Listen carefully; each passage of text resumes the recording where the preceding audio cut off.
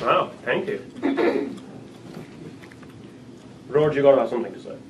Save me here. Well, I just want to know, I don't know if you guys know this, Amazon just announced 2 days ago now that they're publishing books. Not only are they publishing books, but they're putting these books in bookstores. Right. They just partnered with Mifflin. There we are.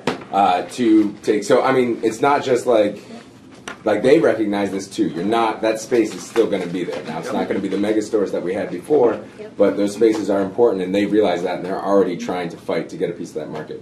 Obviously, we're a little more violent towards them. It'll be interesting to see what happens when they have to start collecting sales tax. They have in New York and Seattle delivery services. So we're not going to talk about that. So I'm happy to announce Booksmith's first published book just came out just before Christmas. It's a photo book about the Haight-Ashbury, local interest book. I'll pass it around, and I mean, $29.99. Hey, they can get into publishing, so can we, and so can all of you. Do you have any specific questions maybe to ask? I actually have a question. Yeah.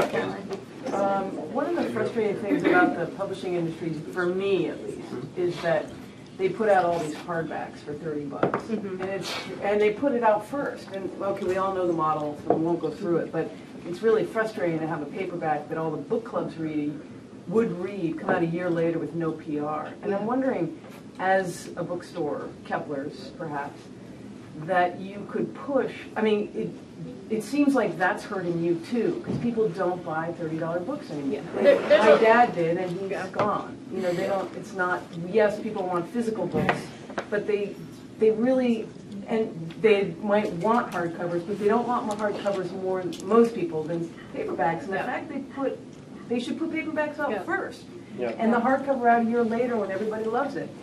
And is that something as the new bookstore that you would be pushing for? Because it seems ridiculous.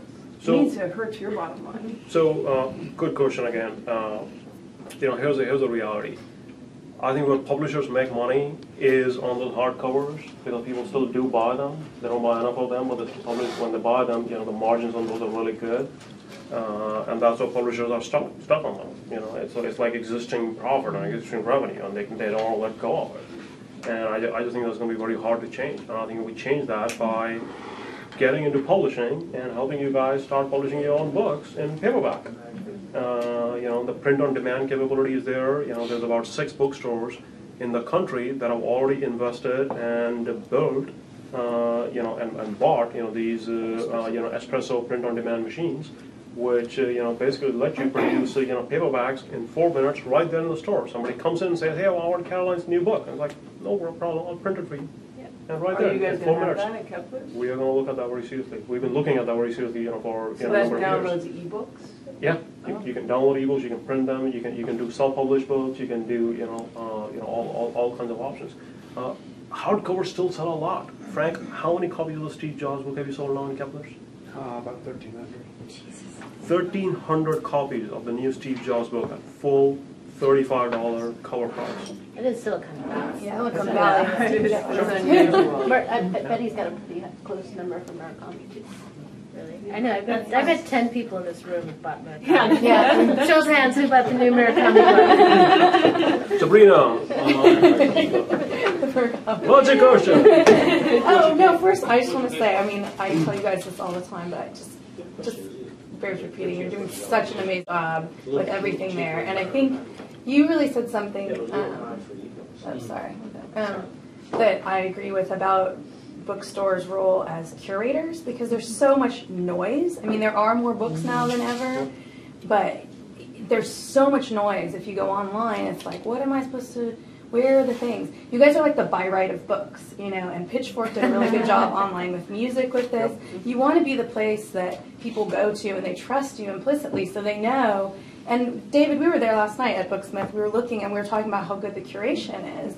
And this is something, I grew up with Kepler's, and Kepler's used to really have it. And I do want to second what you said, that I feel like I've walked in and I'm like, where's the books? I don't want stuffed animals. I mean, maybe that like has another role, but I just am curious how you kind of can are thinking about bringing that back into that space and building on it, because I think you're great at it.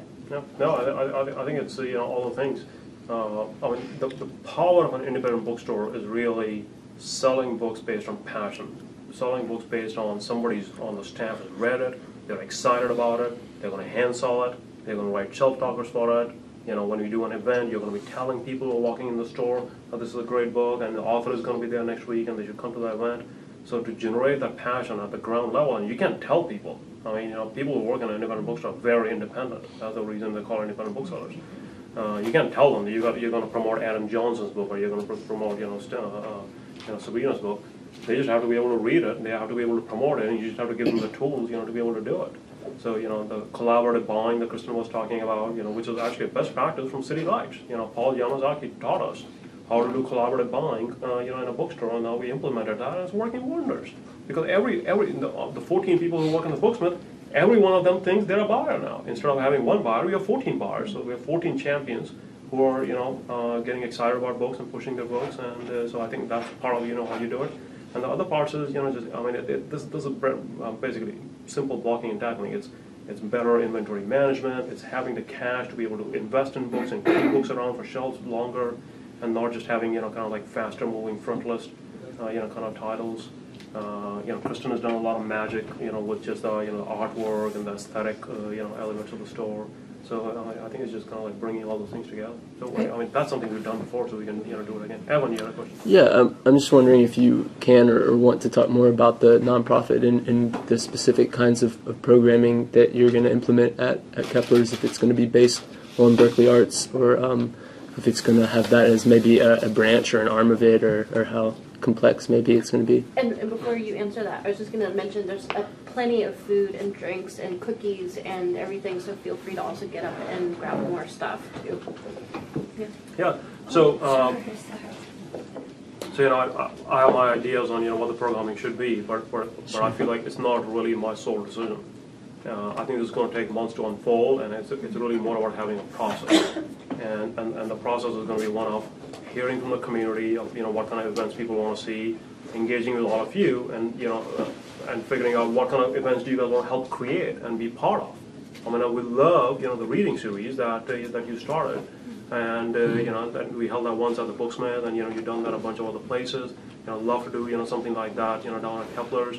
I think there's a whole market of young people down there who are willing to participate and get involved and things like that.